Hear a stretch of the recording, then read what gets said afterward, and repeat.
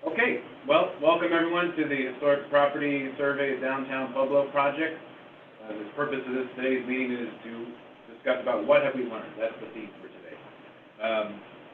And in our call here, we have several members of our Historic Preservation Commission and our lead consultant from Logan, Simpson Design. And I'm just going to do some introductions, and I might recognize some people in the next few minutes as they join the call, and then we'll just stick with our agenda. We have on the call Jen Levstik from Logan Simpson Design and Langston Guettinger from Logan Simpson. If I mispronounced your name, please correct me. But and then with our Historic Preservation Commission, we got Laurel Campbell and Jason Falsetto, Gregory Howell, and on the phone is Anthony Perko. And also joining us are several people who represent partner and stakeholder organizations who have supported this project from the beginning.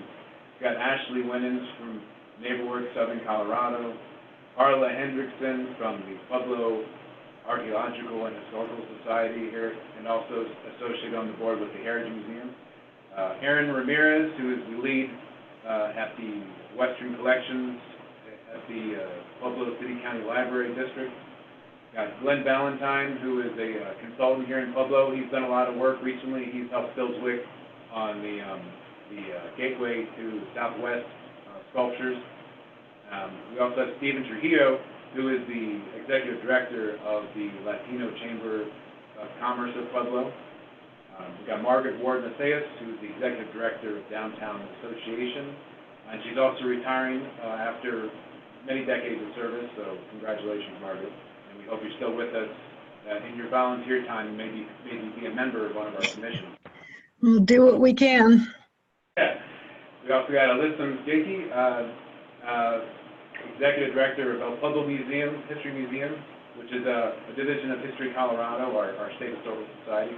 Alyssa is a new director as of earlier this year, but she's already been a great member of the community with her involvement. And so that's on her. And I'm Alan Lamberg, senior planner with City of Pueblo City Planning and Community Development. And I'm gonna. I want to recognize Miss Debbie. Who's joined us? Is that Debbie? What's your last name? Well, it'll be hard to kind of.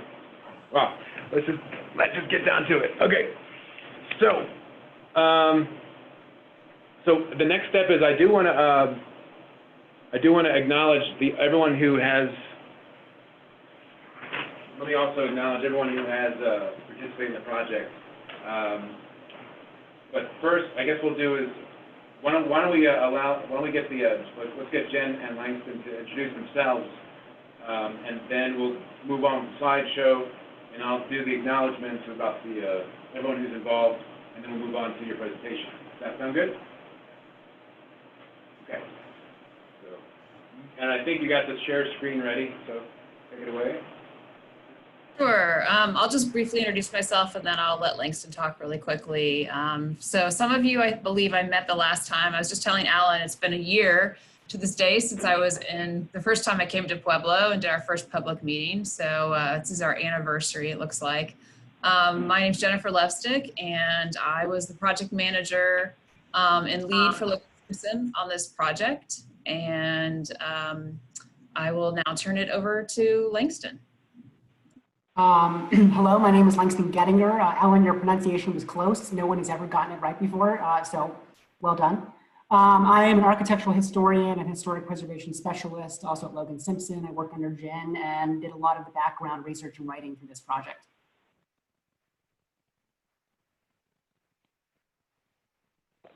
Okay. Jen, do you want to kick on the slideshow, and then as you prepare to do that, I'll just briefly go over the acknowledgments of the project. Sure. Okay. So while Jen is preparing the slideshow, I just want to acknowledge as quickly as possible all the people who we couldn't, without their support, this wouldn't be possible. So first of all, this was paid for in part by History Colorado State Historical Fund grant. with additional funding from the Pueblo City Council, Pueblo Urban Renewal Authority, Historic Pueblo Inc., and Pueblo Archeological and Historical Society. Project partners are many of the people on this call I've already acknowledged already, and the Historic Riverwalk of Pueblo, the Pueblo Arts Alliance, Pueblo County Department of Economic Development and GIS, Pueblo Department of Health and Environment, the Pueblo Lodge number 90, the Benevolent and Protective Order of Elks, and the Roselawn Foundation, and in addition to everyone else on this call as well. We also, I want to thank the consultant selection committee that without, for selecting Logan Simpson, that was a good process. And that committee was Carla and Jerry from Urban Renewal and Shirley from County Department of Economic Development, Maria Tucker, who was formerly with the library, Margaret, Ashley, and Lori Winter for Historic Pueblo Inc. And also during the, when Jen and her colleagues were here in town and they went and endeavored to do the research, now this is the most important part, and this is important for those who come afterward in the future to know where to look for doing research. We have like this great history network in Pueblo, and I'm just going to briefly list them because a lot of these folks have helped our consultants on this project. That's Colorado State University Archives, particularly Beverly Ellen, the Dr. Martin Luther King Jr. Holiday Commission, that's Ray Brown and Ruth Steele, the Pueblo County Historical Society and the Edward Broadhead Library, particularly Judy McGinnis, the El Pueblo History Museum, Devin Flores, Historic Pueblo Inc., Corinne Kaler, Irish Club of Pueblo, Frank Kipple, the Pueblo Library, Rawlings Branch, Aaron Ramirez, Pueblo Heritage Museum, Spencer Little, Pueblo Pioneer Cemetery, Joseph Talbot, Roselawn Cemetery Association, Lucille Corsentino, and the Steelwork Center of the West, also known as the CFNI Archives, Victoria Miller. And just want to acknowledge some volunteers, Glenn Valentine, who helped us with some video at the last meeting a year ago, Ray Brown for video, and my father, Walt Lamberg, who was an editor, doing some proofreading, Todd Pasquin, owner of the Federal Building, and also the, and at the State Historical Fund, History Colorado Center, Jennifer Diekman, survey specialist, Cami Harris, grants contracts, and as well as Corbin Pugh. And then here in my department, I also want to acknowledge Bill Zwick, who has been a mentor for me on this project. He was a capital projects manager, and Bill just retired after 32 years of service to the city of Pueblo. And he's moving on to some good things too in his life. This whole Act 3 in his life, it's going to be great for him too. So I definitely want to thank him for his guidance on this as well as our staff, all the way from the mayor's office to the chief, all the way down to my director, Scott Hobson, my former director, Stephen Meyer, our departments of the information technology for their outreach, and departments of finance, law, planning, community development, and purchasing. And lastly, Logan Simpson, design. Just want to thank your bosses, Eric Lorea, and who's the principal there. And again, also Rosemary Prevel, who was also on staff before she left Logan Simpson. She was involved in this project before that. And also want to thanks again to Jen and Langston for your hard work on this project. I'd like to yield the floor to Jen and Langston. All right, great. So there's a bunch of new faces this time since the last time I was here. So I'm going to just briefly go over our project, and the bulk of the discussion today, Langston's going to take over, in part because a lot of the archival research was performed by him and also by Rosemary, who was with us earlier during this project. So as many of you know, in 2018, there was the first phase of this two-phase architectural survey. During that time, there's about 157 or so properties that were either intensively surveyed or were subject to a reconnaissance survey. Within those numbers of buildings in the downtown area that were part of that reconnaissance survey, Logan, Simpson, in consultation with City of Pueblo staff, Alan in particular, we arrived at 15 properties within those boundaries from the previous survey that we identified for what's called an intensive level survey. So we had 15 buildings that we were going to do intensive level survey for. And then in addition to that, we were also asked to create a more detailed historic context that looked at the sort of ethnic history of Pueblo, as well as some of the downtown business and development history. So we had two pieces that we were charged with doing. Today, we're really only going to talk about the inventory. The history portion of our report is pretty detailed and would last longer than this meeting. But I would encourage all of you to take the opportunity to look at the report. All of this material is available online. So if you would like to read a much more detailed history of your community, as well as a detailed history of each of these buildings, I would encourage you to look at that. So as part of the inventory efforts, our field methodology, there were several things that we did in order to accomplish this intensive level survey for these 15 properties. In the picture here, most of you are familiar with the Elks property, which is one of the buildings that we inventoried. As Alan mentioned, there was a number of repositories that we consulted that were part of this project that really aided the information that we were able to find about a lot of these properties historically. So one of the things that we did prior to going into the field was we started doing archival research so that we had a pretty good grasp of the kinds of historic resources that we were about to look at. When we were in Pueblo, our field survey included, they're called intensive level survey forms, that they are created by our History Colorado department, and they're anywhere from 5 to 10 pages long worth of documentation. So we have a minimal requirement to fill out those, but as part of those efforts, we are architecturally documenting the building. We're looking at changes to the building over time. We're looking at the setting. We're looking to see if there's streetscape features associated with the building, so like trees, lighting, seating, those kinds of things. In addition to that, we also take photographs, excuse me, we take photographs of all sides of the different elevations of the building that are visible from the street or that we have access to. Included in that then is then a history of each of those properties, and looking at how each of those properties is related to one another and the distance from one another. That's sort of the nutshell of what we did when we were in the field. And once we were done with field work, we went back into those libraries since we had a better sense of those properties, and then we started doing further research. Sorry, this map's a little tiny, but just to give you a sense of kind of the geography of where we're working. Again, this is in a relatively concentrated area in downtown Pueblo. There are some streets where we have more properties concentrated, and then a few properties that are kind of outlying it.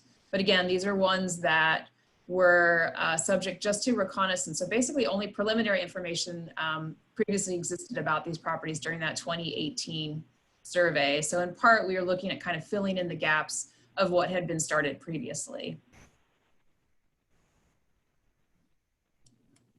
And then, so we're going to talk about a little bit about the results, and this is where Langston is going to chime in here in a second. But just generally speaking, the properties that we looked at, the oldest property dated to 1890, and the most recent property dated to 1966. And we had a pretty large variety of architectural styles and time periods, so that we weren't looking at, let's say, a cluster of neoclassical buildings. Instead, we'd have, a one or two, and then we had a couple modernist buildings as well. Many of those are kind of on the outskirts of this cluster.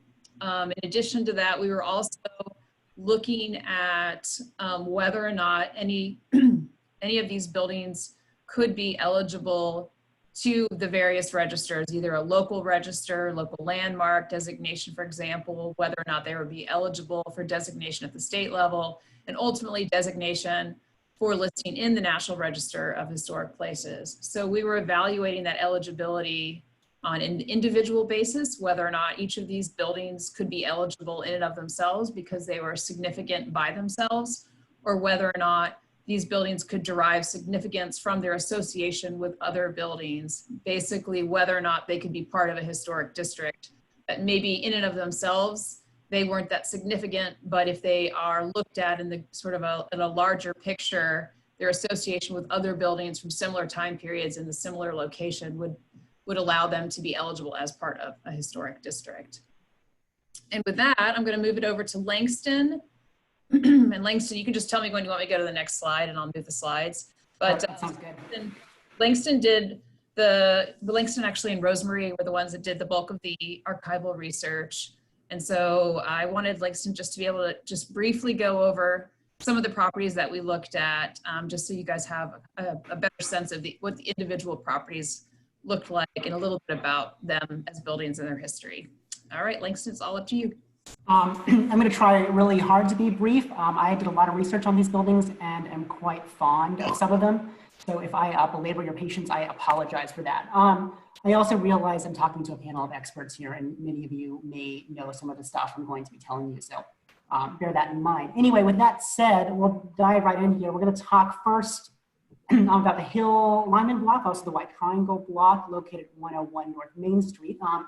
This building was constructed, you wouldn't know it from looking at it, but in 1891 when it was designed by architect Otto Bülow, who also designed the Mineral Palace, formerly located in Mineral Palace Park and since demolished. This building was designed in kind of a neoclassical style. Bülow liked these sort of fanciful touches. So there was a turret on it, I think. There's written descriptions of this. I think there's a photograph out there somewhere too, which I couldn't find. Regardless, these were kind of stripped away by 1921 when there's a really striking photograph of this building after the 1921 flood. And you can see it was all brick. It kind of was late 19th century commercial style. It was relatively somber, but had pretty, brickwork masonry elements going on. It was dramatically remodeled in 1966 by the architect James Holst. Holst's designs owed a lot to international modernism and new formalism. This is a really good example of how international styles like new formalism, which you can associate with the World Trade Center, Old World Trade Center, or the Lincoln Center, how it kind of filters down and has evolved into the really local vernacular buildings of Pueblo. Let's see, sorry, I have a whole list of notes here and I just saw someone say this is great, thank you.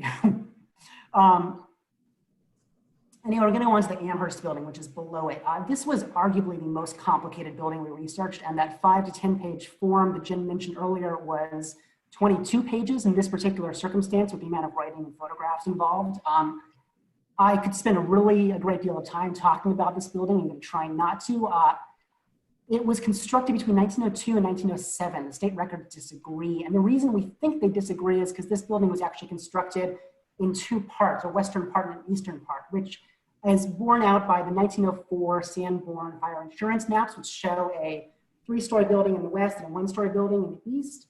And also architecturally, if you walk along the side of this building, you can't really see it in this photograph, but the two westernmost bays, which is kind of it's a vertical unit to talk about building facades. Those bays are slightly different. The ornamentation is slightly different. There's floral swags, and the window surrounds are a little different. It's not quite the same. And furthermore, if you look at an aerial on Google or something, you can see a parapet wall separating the two sides. Regardless, from what we know about it, one section of the building or both, we're not quite clear, were designed by a pretty prominent local architect, Francis W. Cooper. And Cooper designed a number of buildings throughout Pueblo. I think there are at least 14 that have been documented. There might be more, and several of them have been listed on the National Register of Historic Places, including the Mason's Mechanic Building, which is immediately behind the Amherst Building. You can kind of see the outline of it there.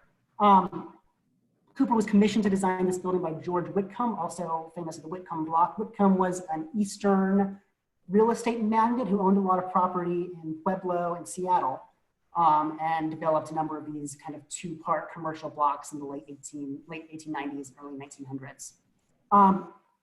This building cost around $100,000, and it is one of the earliest, if not the earliest, use of an internal steel frame building in the city of Pueblo, which, as you probably know, is the basis for all modern vertical construction. Any skyscraper has an internal steel frame. This is one of the early instances we see its use in Pueblo.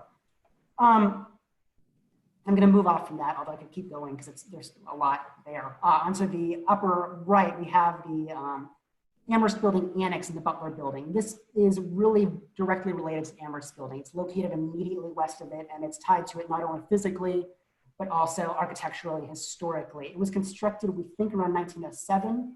A lot of this is Pueblo County Assessor's documentation, and that info is sometimes suspicious.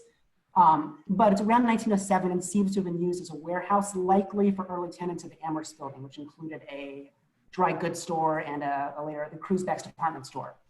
This building is in really good shape. It doesn't seem to have been dramatically altered over the course of its existence. And it's kind of interesting because it takes Cooper's design from the Amherst Building and continues it along for those 2 bays in the ground story. So you see those red pilasters are copied over, the frieze goes all the way over. It's all handled in brick instead of stone, but it's still, clearly showing the influence of the other building. Below that, I'm sorry, I'm speeding through these right now, I apologize, it's 225 West 2nd Street, also a good building. This building was constructed between 1915 and 1927. The assessor says 1915. 1927 is what earlier surveys of this building say, and I believe is the first time this building appears in the city directories.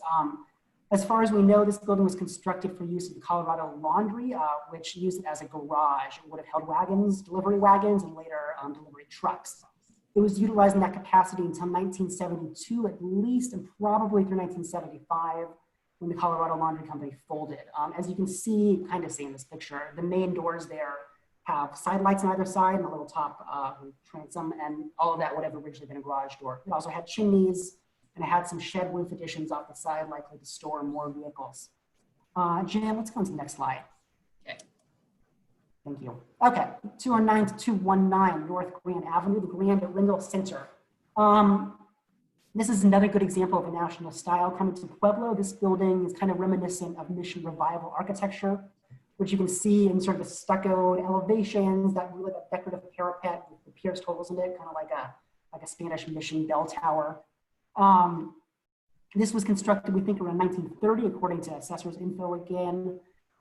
It has an unusual footprint due to the former presence of a railroad alignment that went past it, behind it. You can't see it in this image. It's on the site of a former warehouse and likely had some relation to the railroad, but we couldn't ascertain formally what that would be. The railroad spur line was removed between 1970 and 1974, and the property behind was purchased by this owner who extended a kind of a lot back there, and there's some additions that have been constructed off the building.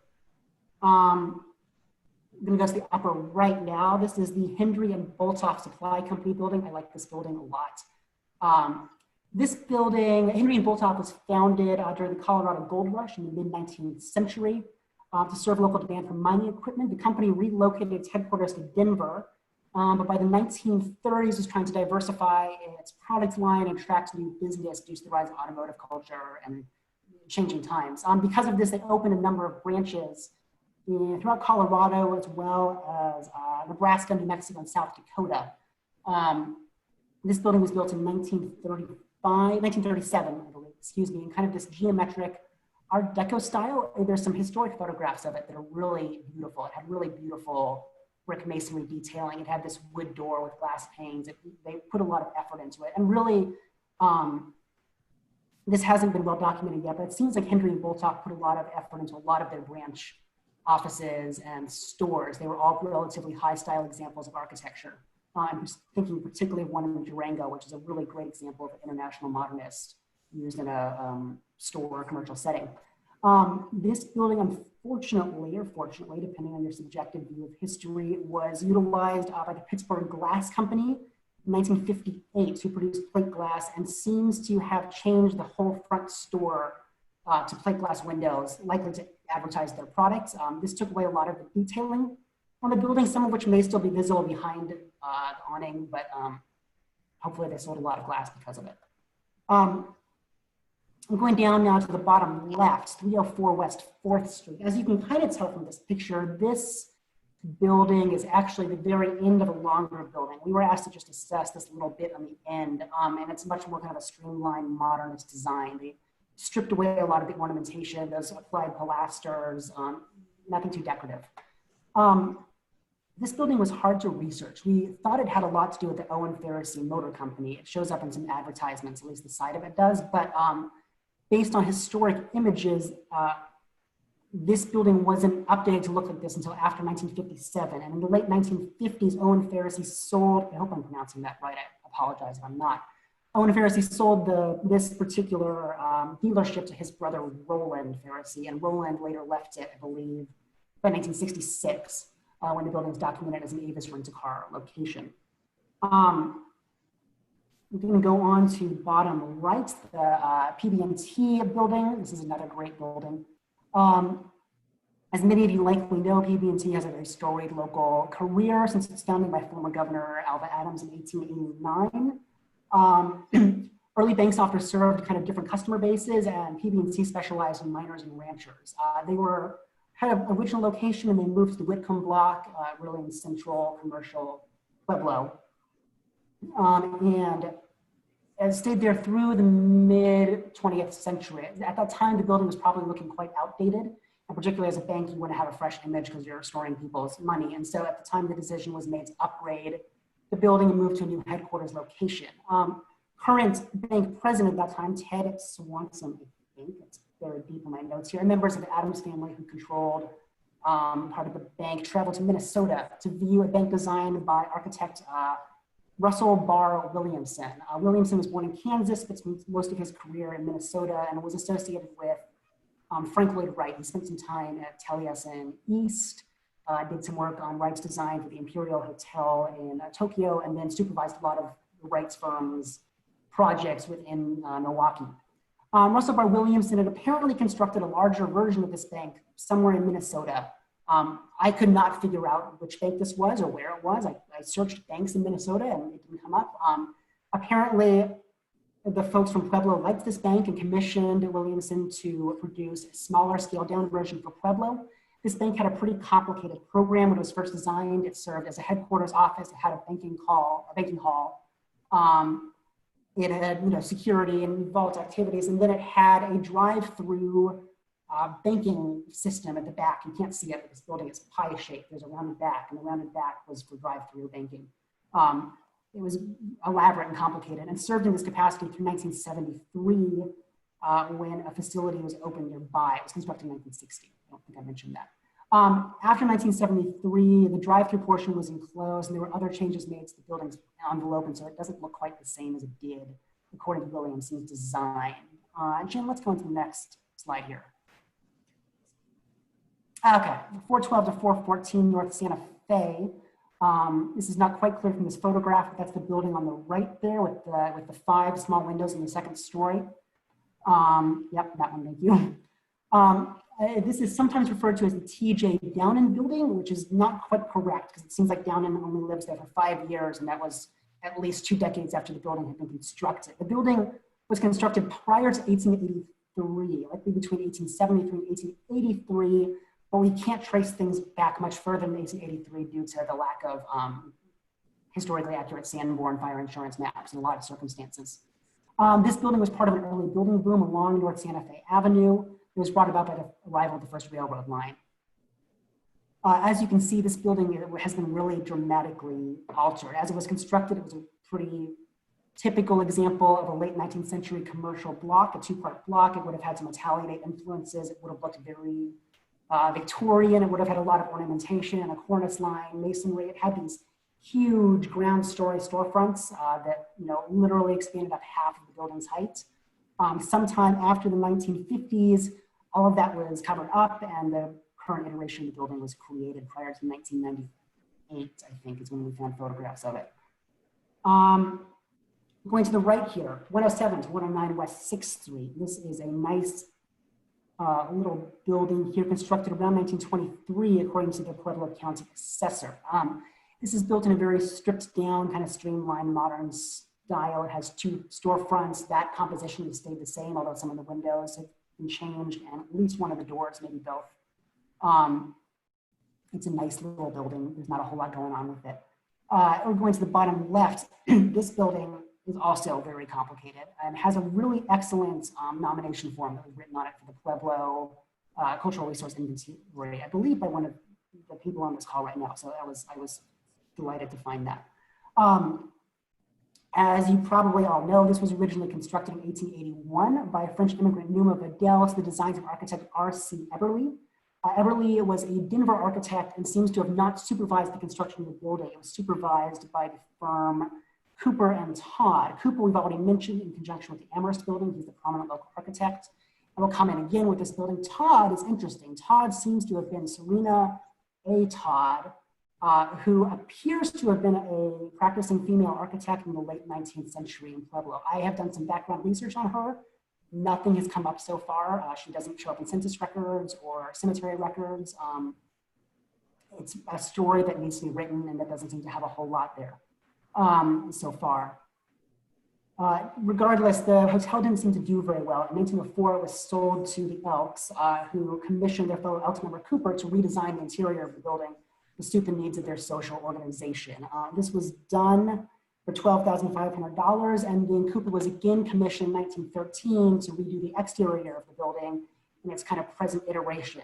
This building has undergone a lot of changes since that time, particularly in its windows and doors when it had a porch filled in, but the facade itself, the terracotta facade, is really in excellent shape, and it's really an outstanding example of kind of early 20th century neoclassical design within Pueblo. This building is also interesting to me, at least for its lighting elements. If you walk by it, it has little light bulbs that were originally designed to go all over it and must have looked really something when it was first designed and lit up. Unfortunately, I could find no nighttime shots of what that might have looked like. Over to the right of it, the Clevenger building at 620 North Santa Fe. This building was constructed in 1928 from Mac V. Clevenger. Clevenger was born in 1888 or 1890 in Utica, Kansas, and came to Pueblo as a cowboy or ranch hand before becoming a used car salesman in 1917. Clevenger participated in the groundbreaking for this building, which would act as an auto showroom for him. He seems to have rented out at least one or both of the upper stories. There are records of tenants, including the U.S. Bureau of Reclamation, who were located there. This building is one of several buildings that helped make North Santa Fe into kind of Pueblo's automobile row. There were a number of auto showrooms, including this one. This one seems to have been used by Clevenger through 1959 when he retired, and remained an automobile showroom, perhaps under different owners, through 1977. After 1991, this building was utilized by the Colorado Lottery before it was transformed into the Connect School, which it currently is in 1993. The building envelope is in pretty good shape, as you can see in this picture. Part of it had fallen at the time this photograph was taken, but the windows have all been changed after 1988. And so it used to have these white windows with panes and nice showrooms, and those are since gone. Let's go into the last and final page here. Okay, we're almost there. 620 through 624 North Main Street. This is another favorite building of mine. This one is fascinating. We were commissioned to only research the yellow part of this building, the tan part. If you look closely, that facade actually extends all the way to the other corner of that white building. This is one complete facade. It looks like one building, but actually covers 3 separate buildings, all constructed in the late 19th century. Interestingly, the furthest right building, the white part, backs onto the original 1882 Pueblo City Hall and Fire Department. Forgive me, I haven't talked this much in months, I think, which was an interesting building. There are photographs of it, and I believe if you walk around the back of that building, you can see parts of its stone foundation are still present. The parts we wrote about are the yellow portions, the middle building and the furthest left building. Those were constructed. The north building was constructed in 1883. The south building, the middle building, was constructed in place of an earlier building between 1886 and 1889. Both buildings were strong examples of kind of late 19th century commercial architecture, very similar to North Santa Fe. That building we talked about was stuccoed until around 1922. Now, a 1922 photograph shows that the City Hall has that current facade on it that was put there, and the other 2 buildings don't. After 1922, someone seems to have come along and completed this grand project to make that unified 3-story facade across all of these buildings. You'll note that the building behind it are 2-story buildings. I haven't figured out how they put a 3-story facade onto a 2-story building. I'm very curious. I don't know what it's like on the inside. If anyone has more information, I would be fascinated. Regardless, these buildings aren't in great condition, though it still seems like there's a lot left from that 1922 remodel. There may be historic windows behind the plywood. We unfortunately couldn't tell. Moving on from that to the right is the Firestone building at 301 West 8th Street. This building was constructed in 1932, also using kind of a geometric Art Deco design that again is very filtered down from the more high style examples of it you would have found in New York or Los Angeles. This building was constructed as a fire zone service station and has served in that capacity since that time, which is kind of amazing. Unfortunately, depending on your subjective view of history, the addition off to the left-hand side of it was constructed in the mid-90s, which lessened the historic integrity of this building. It doesn't quite look like it would have looked in the 1930s onwards. Finally, we have 209 West 7th, James Black Swan Cafe. This building was constructed as 2 separate storefronts in 1921. Originally, it was surrounded by a bunch of urban developments, houses, apartments, shops. Most of this has been demolished and replaced by parking lots. Since the 1970s, the building has been continuously operated as a locally owned restaurant, including the El Camino restaurant, related to like James Black Swan Cafe after 1983. Unfortunately, there's been a number of changes to the building, and so I believe we listed it as a non-contributor to a potential historic district. We'll get onto that slide, I believe, next, if you want to transfer it, Jen.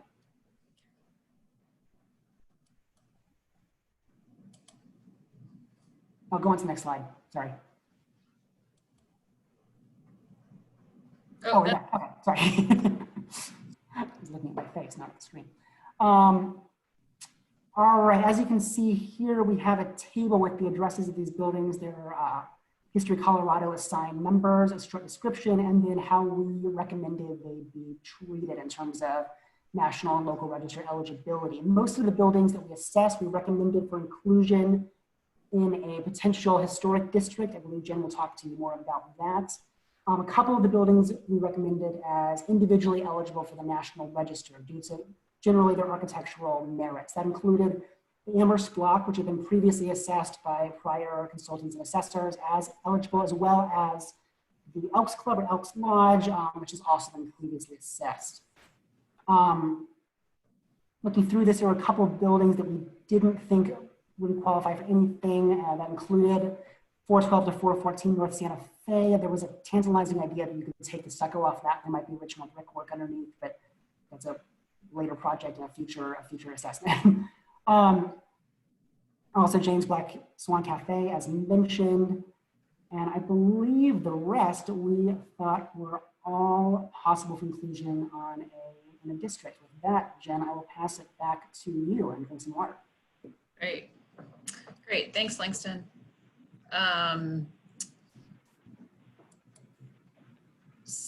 Summary. So as a result of this inventory and we briefly went over some of the National Register, local state designations.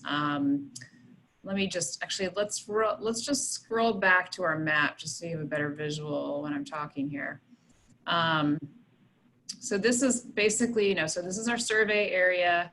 And the thing that we were most interested in was whether or not the 15 properties that we looked at in combination with the 157 that were inventoried previously, was whether or not between those 2 phases of this survey, whether or not there was enough historic fabric to, well, there's enough historic fabric within the existing buildings within the downtown core, but also whether or not they had enough integrity, meaning are these buildings able to express their significance as a collection of buildings? Do they share similar themes, similar time periods, architectural styles? If their architectural styles are different, do they show a continuum over time? And whether or not, as a collection, those could be a historic district.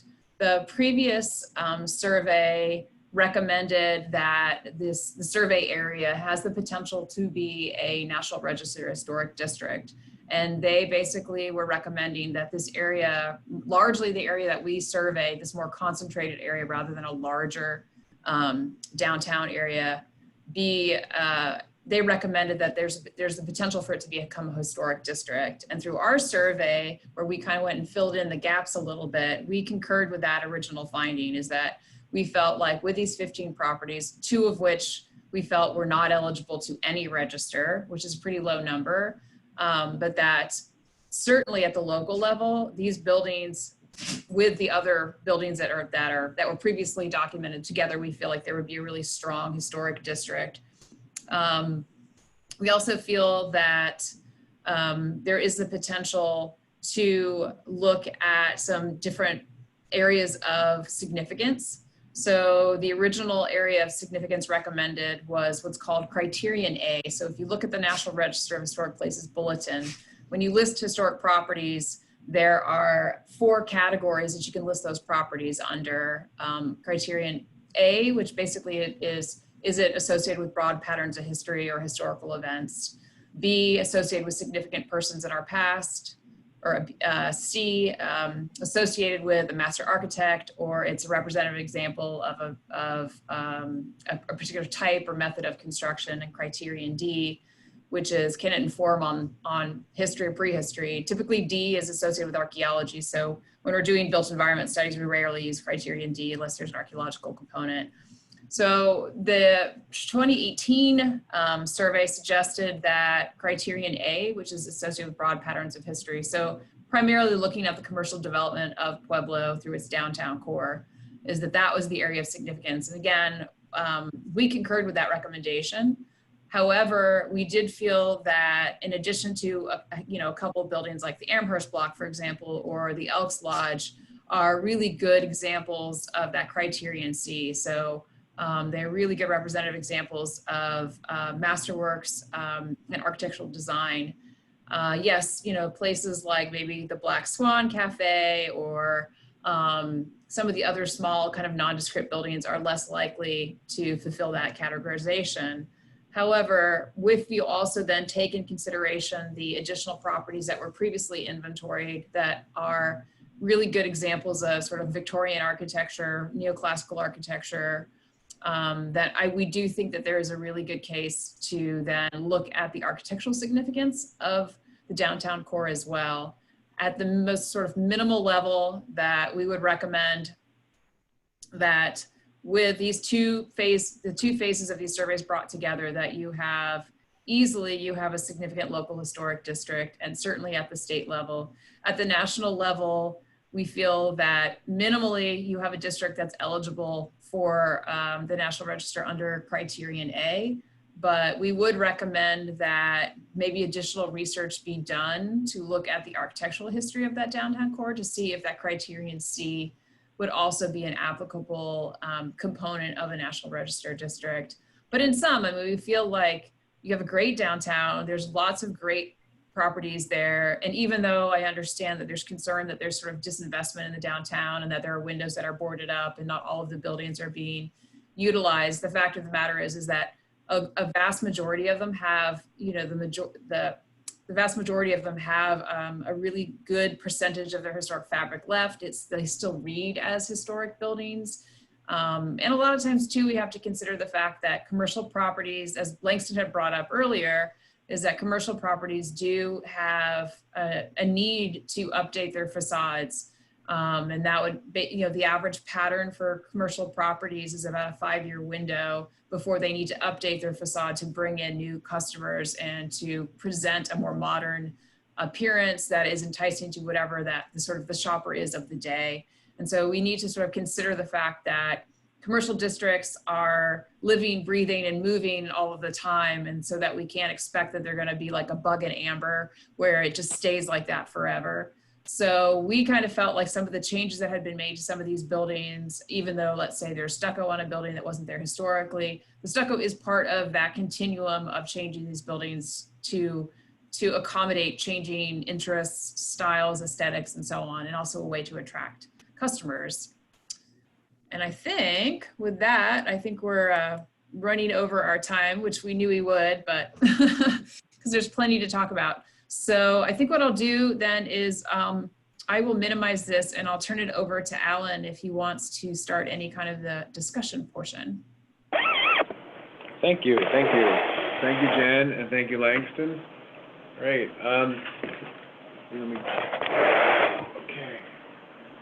Okay, so I've taken note of some initial questions by our listening audience.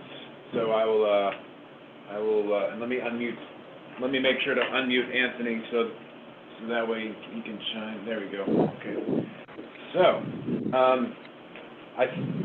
so before we I am definitely taking note of some initial questions, but before we do that, I want to give some of the people in our audience who are stakeholders a chance to weigh in on what they've learned from this project. Starting with our members of our Historic Preservation Commission. Anthony, would you mind, since you want to, I'm going to start with Anthony, alphabetical order, so. Yeah. Although it's possible, I think he's connecting via computer. So let me start with Laurel. Laurel, you want to share your thoughts on this?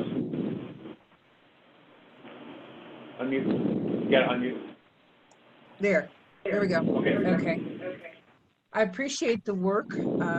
Good job. I was a part of, the historic North Side and a couple of other things, so I kind of know what was going on with it. I still cannot believe the amount of stucco that's been put on our beautiful buildings, and I know that the person that's doing it wouldn't want to have anything to do with this, but it would be my thought that if we can put it on the National Register, that possibly people or owners of the buildings could use funding to bring back the front facades to what they actually were at the time. That's kind of my thought at this point.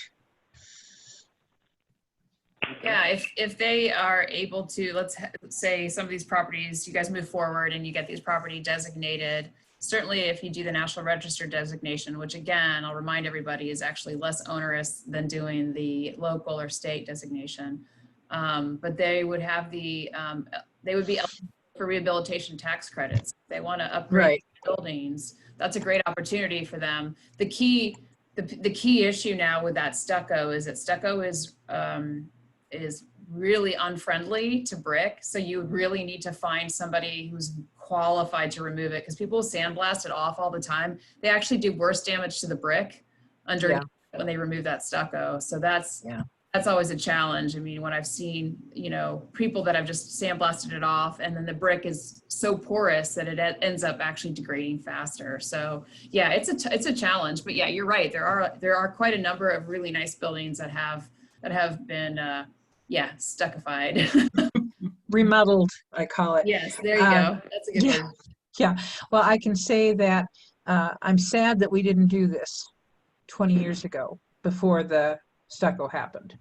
But it is what it is, and we'll work with it. But I do believe that we'll have, a more beautiful downtown, something that people will actually pull off the highway to see when we get this going. So. Thanks, Laurel. Sure. Jason, you got some thoughts to share? I really do echo Laurel's sentiments. Thank you all very much for the efforts that you've put into this.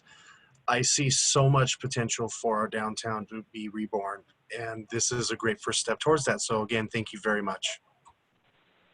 Thank you, Jason. Gregory, would you like to share? Sure.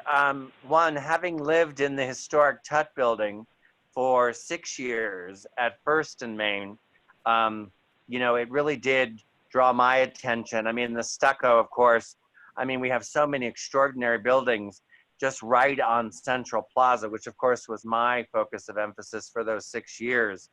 But having done all of those walking tours, throughout that area, now having just such a great depth of understanding of not only just the integrity of the structures, but for me as a storyteller, understanding the stories behind the structures just gives it so much more capacity and critical mass moving forward. Because at the end of the day, when we talk about adaptive reuse of historic properties, economic redevelopment, and tourism, that's been my sweet spot globally, having worked with other cities and other governments around the world.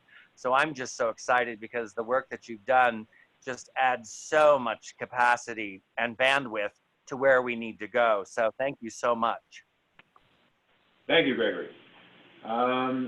Anthony, are you on the call? Anthony Perko? Yes, hello, can you hear me? Yes, sir. Very good. Hi. Would you like All right, to great. share your thoughts? No, I'd like to basically join in the group, and I appreciate all the work of that. I'm extremely excited for this project, and I can't wait to see what happens next. Thank you, Anthony. Let's see, I don't see any other members of the commission on the call, but if I do, I'll loop them back in. I want to focus briefly on our stakeholder partners as well. Is there anyone from Urban Renewal on the call at the moment? Did anyone join us from Urban Renewal? Because we got many, many people, so it's hard for me to track all the people who joined us. But if so, just chime in anytime if you're from Urban Renewal. But anyone from Historic Pueblo Inc. I know Carla is also, I think, associated with Historic Pueblo, but let's just start with Carla. Carla, do you have some thoughts you'd like to share? I think she might have stepped up. No, yeah, it's sort of a learning process, and I look forward to looking at the report in detail. I need to better understand what takes away from that original architecture, but does it also have its own story that might be reasonable to try and incorporate as we move forward? Okay, that's a good brief point. So let me just reiterate that question. So you're saying, so Carla, you meant to the question of the alterations that have happened, which kind of contribute to a narrative of development, commercial development. You were curious as to how that can, how the alterations that we've seen in the district could be kind of turned to support district nomination if the property owners decide to go with that. Is that what you meant? Yeah, I'm wondering is that possible? Is that another way of approaching it?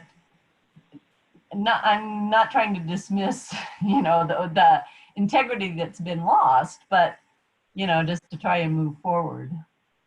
Jen, you want to speak to that? Yeah, no, I think that's a great point, Carla. And that's something that we thought about too. And this is something that we see lots of cities grappling with, especially in this, the Western United States and the Southwest, where stucco became really popular everywhere. And it's part of that narrative that goes with many of these downtowns. And so it is part of the evolution of those downtown commercial centers. I think based on what we looked at, for the most part, we really only found a couple times where we really thought that the stucco was so detrimental that it really ruined the possibility of that building being eligible for designation on one of the various registers. There are, again, there'd be so many, because we without, taking a chisel to it, we don't always know what's underneath it. And that's the challenge, is that we have to look at it as it looks now. But I do agree with you that that is part of the narrative, and that in and of itself should not automatically disqualify it. And that's kind of the route that we took when we did our evaluations. Ultimately, the SHPO or History Colorado, makes those kinds of determinations. So we did have some back and forth with them on it, where we probably were much more lenient, where we would have said, look, that's part of the evolution of this building over time in an effort to change its commercial facade to be relevant. And SHPO was a little bit more hard-lined about it and said, well, you can't see X, Y, and Z because of this. And, and we felt confident there's probably good historic fabric underneath it. So, some of it is just keep in mind that, there is the SHPO pushback that we had on a couple evaluations, but thankfully it only resulted in, a couple properties with stucco that really can't, at least currently, without additional information about what's underneath that facade, can't be listed currently, but that's not to say it can't change. So that's a very long answer to your question.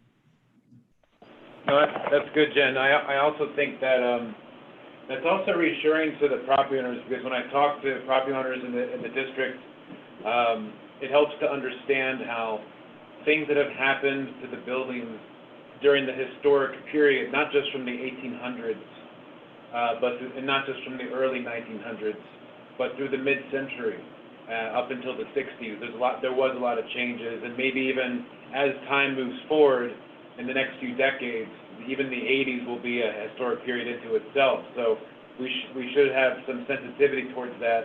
And maybe that might, that could lend support for a district nomination if the property owners are into that, if they see the value of that. And capturing that as a historic context, and then, everything from then on, saying, okay, well, maybe we'll take extra care on these facades moving forward. So that's an interesting thought. I'd also like to hear from some other folks in the room here. We got Ashley Winans from, Carla, do you have a follow-up question to that? Well, kind of. Are there good examples of communities that have moved in that direction to look at as a model for a designation that incorporates a narrative of change as well as, in real integrity in what remains?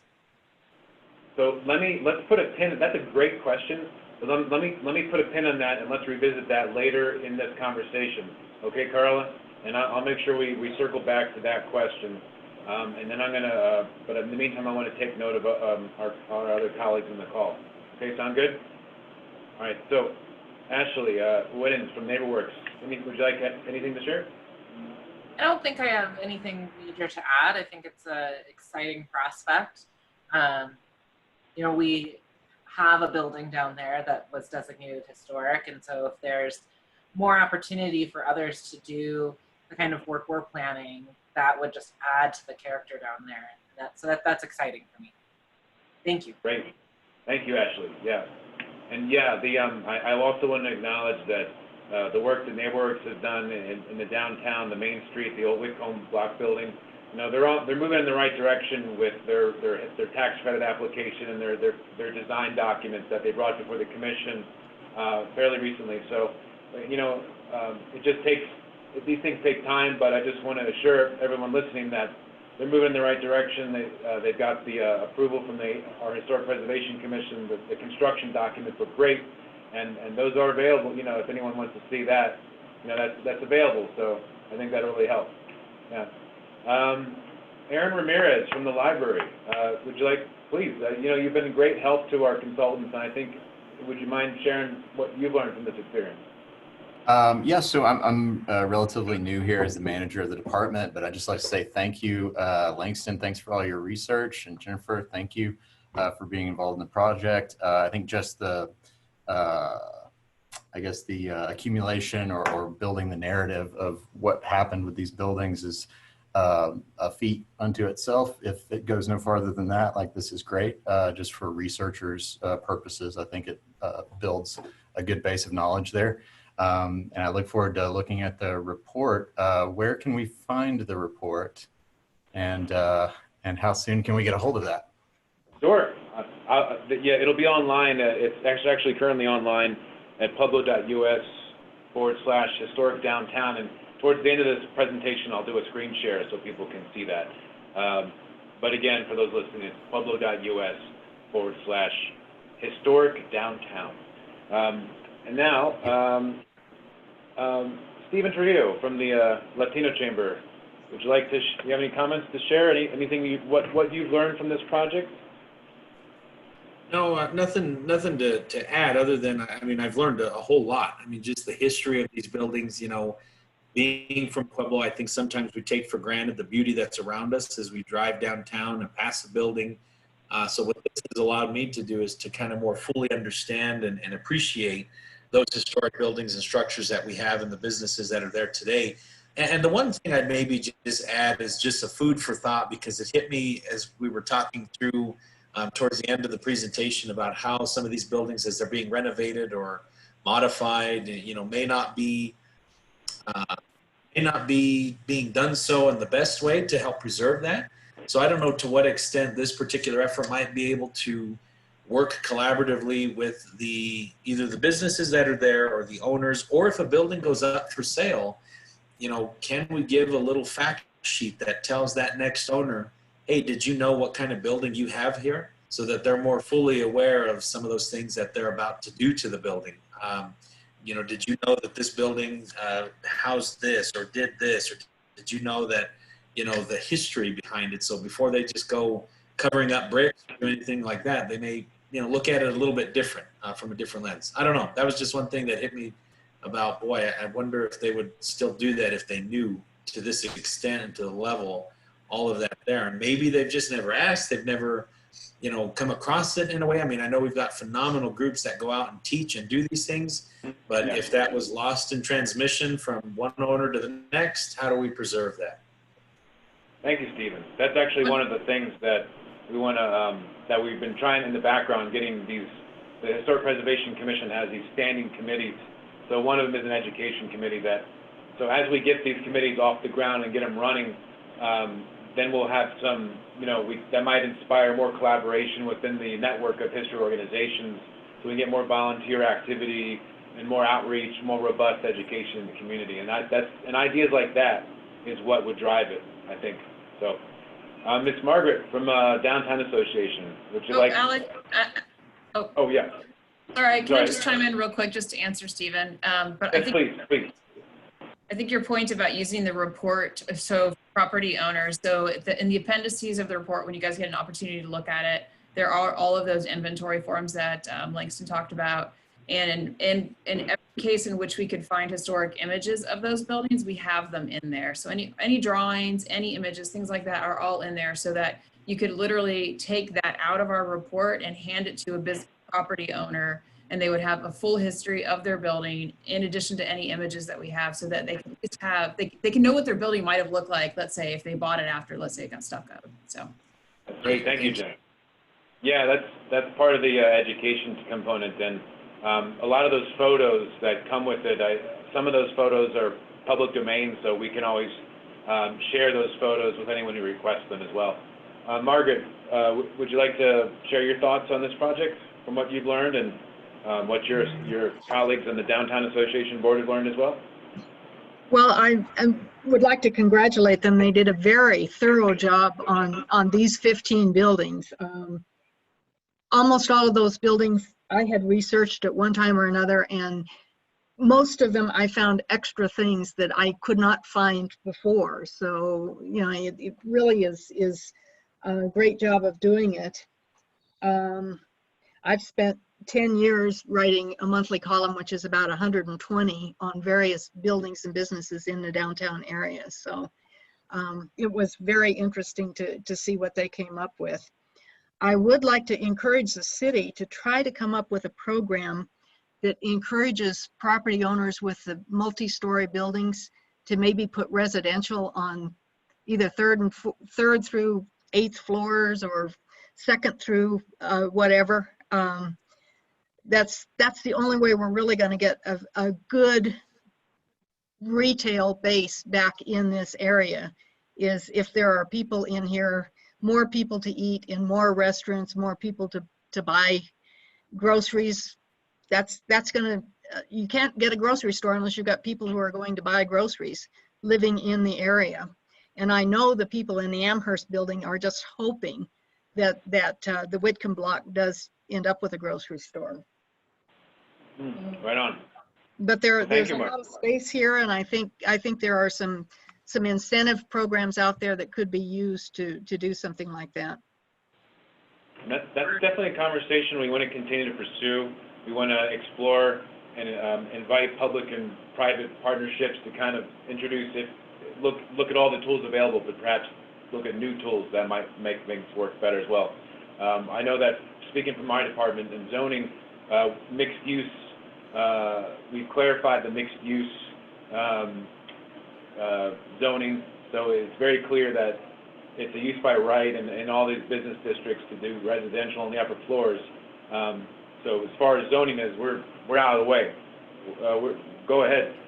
But there's so many other challenges to it as far as building codes and just the contractors, and they need to have the expertise to understand all the codes and there's so much, but it really just takes a collaboration in our community. And I think if we just get together, put our heads together, I think we can do it. So Alyssa from El Pueblo History Museum, I see you're on the call there. Would you like to share what you might have learned from this project? Hi. Yeah, so I am pretty new to the project. I did look through some of the documents that you shared, Alan.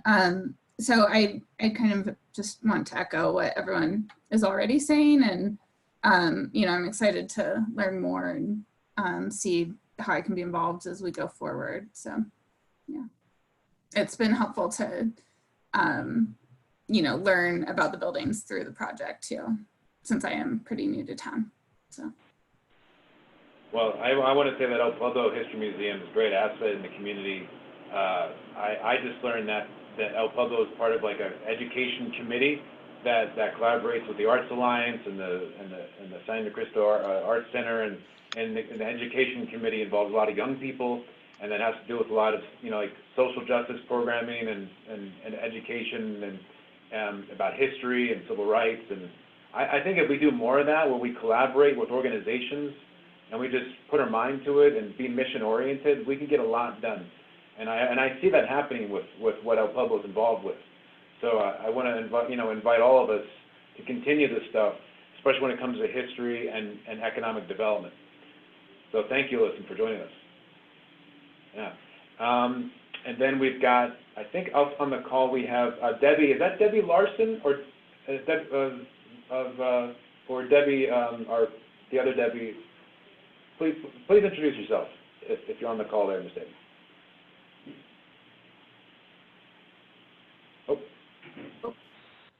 Hi, yeah, it's Debbie Larson.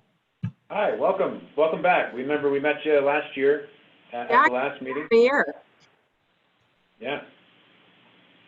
So what would you like to share? Anything you've learned? Any comments? I think it's been interesting. Obviously, it's next steps are really the important part. First, I mean, we're pretty far along in our project, so I don't even know if it's that helpful, but I hear a lot of like educating of the owners, but I think most of the people that own buildings in that area do know what they have. But it's very expensive, and it's been very challenging to have the building department and the contractors there locally and the owners all work together to find an economical, reasonable solution to bring things back, because all owners would love for their buildings to look like they did in those historic pictures, I'm sure. So this will hopefully help that. And for those on the call, I wanted to do some background. Debbie and her husband Tim, with their consultants, they did some cool work with regards to, they had to do some ventilation through the buildings to support their remodeling and changing the use to do residential condos up above. So that requires ventilation. So they met with the commission about a year ago and worked with us and just did little tweaks to kind of reduce the impact. And they were really great to work with. I think your consultants were from, I think, Denver, if I recall correctly. But yeah, between them and you, it was a great collaboration. It just goes to show that what we can do is the process of design review is actually painless, contrary to popular belief. so we about painless.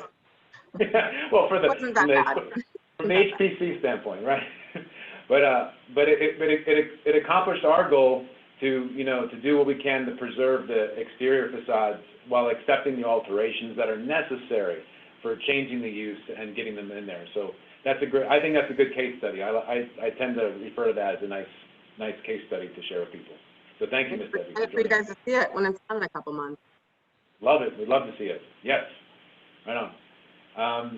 And I see Heather Norton is on the call. Is that right, Heather Norton? And if you unmute yourself, you can, let me click on the ask to unmute. There you go. Let's see, ask to unmute.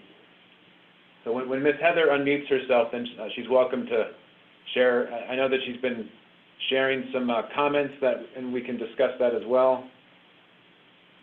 But when you get a chance, there you go. She's connecting to audio right now. But Heather had shared some comments. Heather Norton was with us last year at the meeting where she has some knowledge about older Pueblo from the late 1800s, and even knowledge of buildings that were existent before the ones that are there now, and then also about history. So let's see, she's got a message from her. She's having some trouble unmuting. I know. Okay. Yeah, Miss Heather, it says that you're connecting the audio and and you're oh, can you speak? Try again, Heather. You're not muted. You're open. You got an open channel. Although it looks like you don't have a microphone connected. So unfortunately, I think you got some technical issues, Heather. But why don't I convey what you're writing to us by comments with the group, okay? Because it looks like your microphone's not quite connected, but that's okay. Let me help moderate all the great comments you provided for us via the text. So let me just start from the top, since we have time, because it's we're on schedule here. So going from the top, you had mentioned that Heather had mentioned that for the Santa Fe location, there was the Bartles and Morgan block from the early 1870s. That's about approximately 400 block of North Santa Fe, the Bartles and Morgan block. And so there might be some information, if it's not in the context, if it's not in the surveys, which are pretty thorough, but if it's not in there, maybe we'll take a look at the Sanborn maps and just see what else, just to compare Heather's notes as well. She also commented that on 600 block of North Main, she was, the name of that composite that's next to the old City Hall is the Craig block from about 1873. And that will probably, if you look at a Sanborn map, that'll probably indicate that as well. Let's see. And then going on down the line here, she also said, there's a Chilcott block from 1874 on the southwest corner of 6th and Santa Fe. And also Judge Hallett block on 4th Street from about 1882, where the Sons of Italy Lodge currently is. The A.C. Foote block on southwest corner of 8th and Main, 1883-ish, which is stuccoed over but might have integrity underneath. Also maybe the circa 1886 Nussbaum block at the northwest corner of 3rd and Santa Fe. Not too bad, she says. Let me just, and as for, and then Heather's last comment says, now she's just inviting some follow-up conversation with her sometime about the original building owners, because she has some narrative history, and maybe we can include that as part of the, what I'm thinking is, if we find new information, if we missed anything, or if we have more information, we could also post that on the website as an addendum as well, because we do like to hear from everyone out there in the public and folks like Heather. So we'll definitely incorporate those comments, and I'll have a follow-up phone conversation with Heather as well. Going on to other comments here, I saw Ashley had wrote a comment. Ashley said that. She was just talking to Margaret there, answering Margaret's question. But, so that's all the comments I've got here. And again, let me just do a screen share of the where to find this. So if you go to pueblo.us/historic downtown, it's a shortcut link, and somehow my lights got turned out. But whoops, let me get down here. You scroll down, and there it is. It's got the introduction about the project. It's got links to the report and the intensive surveys. And if you click on, importantly, if you click on that link for the intensive surveys, it shows all by street. So if you click on, say, Santa Fe, there's all the addresses. And then you click on one, and let's say Main Street, the 620. That's the one we're looking at on Main Street. Opens up a PDF. The very thorough architectural inventory form that our consultants here did. Architectural description, construction history, and historical background. A lot of information, some findings, and photos, maps, and photos. So, including some historical photos as well. There's the old City Hall and Fire Station that they mentioned, which is adjacent to the subject property. All right, so So I think this is a great resource for owners, business owners, property owners, business owners, citizens as well. Let me just get back to here and stop my screen share. There we go. Okay. Somehow the light went out on me. I don't know how that happened. Any other comments from the group here? Miss Heather, I see you're back. Did you have any further thoughts you wanted to share, Heather? Just chime in. My light went out for some reason. All right. Well, anyway, anyone else on the call want to have any further? I just have one additional note, Alan. Yeah. Looking at all of that information, we just finished a grant application for creating the first Pueblo Youth Docent Training and Certification Program with the National Trust for Historic Preservation. And we partnered with PSCS Fulton Heights with Drew Hirschon. It's for K4 through 8. But what we're going to do is we'll actually have a training program and a certification program. So we'll start at Watchtower Place, but then we plan to take it to all historic locations. So this information that you provided just is exactly what we'll need to the educational front for these students to learn how to do actual tours as a docent for historic properties. So I love this concept. It's extraordinary. Great. Thank you, Gregory. Great. Any other questions? Any other comments? Yes. Any comments? Go ahead. Yeah, this is Laurel.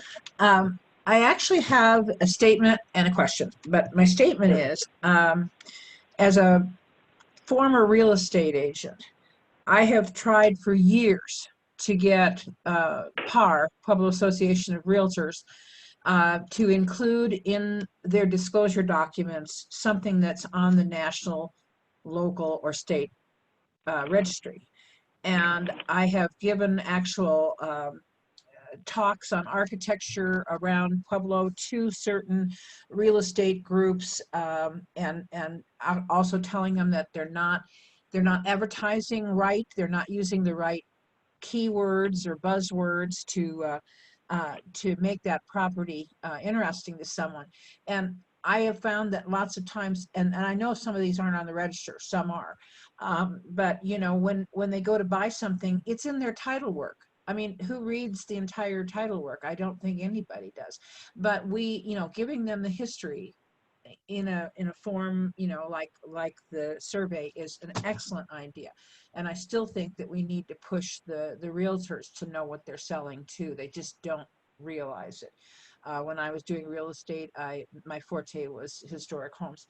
The other thing I want to say is that does anybody know if we can form a district, if there is any way to forestall or stop stuccoing of more buildings within a district, even if they're, I know that if they're not designated, they can't probably do what they want, but you know, maybe form a group to educate. I don't know how many more buildings could possibly be stuccoed, I don't know. But I'm just really, but the 60s, 70s, and 80s were awful to our older architecture. You look at downtown Denver, I have a picture of the Capitol before it was even done, my great-great-uncle walking up the steps. And in the background, probably about 1900, maybe a little sooner, are all these beautiful, lovely homes, and they're gone for urban renewal. I'm sorry, I'm just not a fan. But anyway, I would just love to know that in the future there are people that can hopefully entertain the fact that this is not going to do us any good if you want to do that, you know, at least educate them. So that's just my comment on it. So.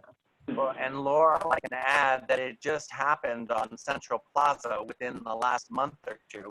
There's a huge new stucco addition between the historic Tut building. It's sad that building was not designated, but to your point, there's a huge, where the transom windows used to be, in between the brick and the new windows, is a huge stucco swipe across the front of the building. And unfortunately, it looks like a cancerous growth. So I would wholeheartedly go in your direction if we could just educate. But just to your point, this just happened within the last month or two. Yeah, I did happen to see the interior. Emily Gradisar and Joette from next door, they just happened to be looking at the interior of that building, so they invited me and the other land use planners to check it out. So it is nice, though, to see a vacant building that was boarded up, vacant for many years, but then having some remodeling done and some tenant finishing and what they call white boxing, like Margaret educated us on the white boxing concept, where they fix up the interior so that way someone can occupy it. But the interior, it looks like it's got some potential, for some, occupied or something. So we are nonetheless looking forward to getting those vacant buildings occupied, for sure. But as for the aesthetics, I mean, I do agree that it is up to our community, and it is up to the members of the HPC and the education committee that would have partners in the community from other organizations to really get out there and get it, be strategic and educating property owners and business owners on the value of the aesthetics. So I think that's worth looking at. Any other comments from our group here before I bring it back for closing? I'm gonna have Jen and Langston offer some closing comments, but I would really want to make sure that everyone on the call has a chance to speak. So chime in if you want to speak. And we're gonna. Yeah, one more comment. Sorry, Laurel again. We need to gear marketing. First of all, let me say that I don't know how much Perko is involved with downtown. I know they want to put people out at the airport, but man, it would be wonderful to bring people. I know there's businesses out there that enjoy the history and love the architecture. And if it can possibly be done, I think we need to push that with Perko to not have the empty spaces. Maybe we just need to, the education committee needs to invite Perko to a meeting, and talk to them. So just my thought. Sure, and Planning and Zoning is actually working on a legislation zoning text amendment to provide for small-scale production facilities in business zones, including the historic downtown area. And Perko has talked about some interest in what we're working on among other stakeholders, as is the Downtown Association. So real quick, just what that means is small-scale production is you've got your like, think like Etsy producers, people who create products on Etsy and they sell them on the internet, right? You got your cottage industry who might have might have an Etsy page and they might do something and they sell it, here and there. And then you've got like industrial that do mass production and with all the impacts and it's massive export.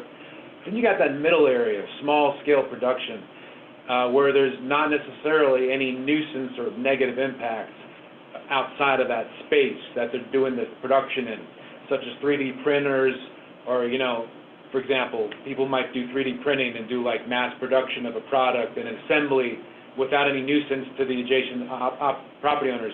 So we're writing something that provides for that, and we hope that that'll open the door towards, reuse for a lot of these buildings on the lower levels, which would then trigger economic development and more output for the community and, of course, the economy.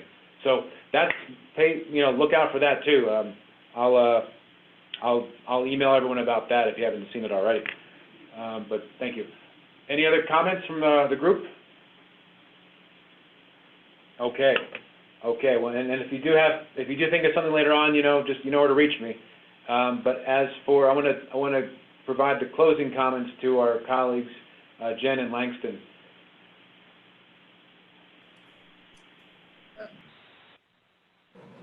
I'll speak first, Jen. It was a pleasure getting to research these buildings. I just enjoyed it deeply. I'm sorry to not share more than you. I'm sorry if I bored you, but thank you so much for the opportunity.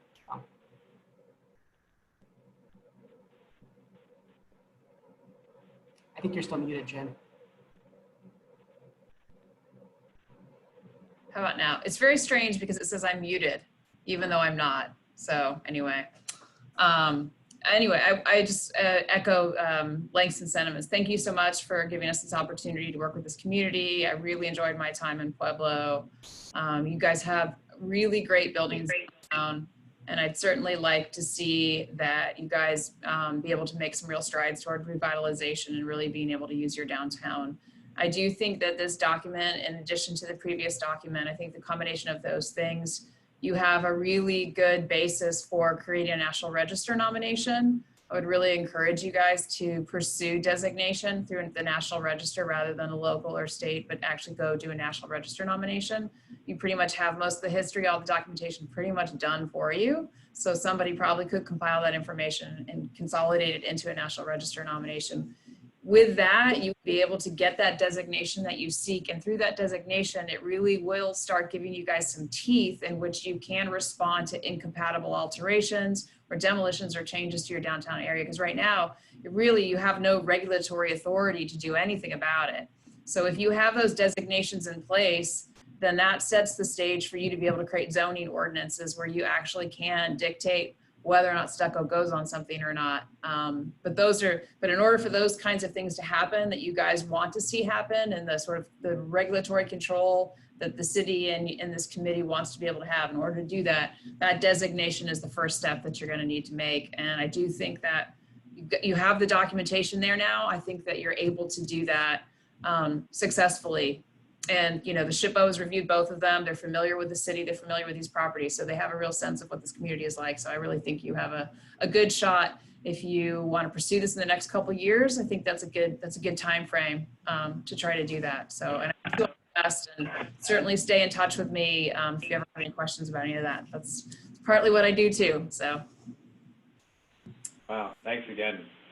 I just wanted, I can't help but applaud, even though I'm the only person in this room, but thank you so much for everyone. And you know, you're always welcome back to Pueblo. Jen and Langston, he has not been to Pueblo yet, but I think he'll probably make a stop here sometime. Yeah. You need to come down and have some Pueblo chili. Yeah. There you go. I know, I'm planning on it. Yep. Make a drive here shortly. Yeah. Well, thanks everyone, and appreciate your time. This has been a long but hopefully satisfying meeting, and we look forward to continue discussions about this in the future. So thanks again so much for all your hard work and all your listening and your sharing. So thank you so much. Great. Thanks everybody. Thank you. And I want to say hello to all my commission members that I haven't seen for a while. We'll get together again. Oh yeah, July 8th. Mark your calendar. July 8th. We need a quorum. Okay. Because History Colorado is going to be calling us. Okay. Erica. Yeah. Bye everybody. Bye. Take care. Bye.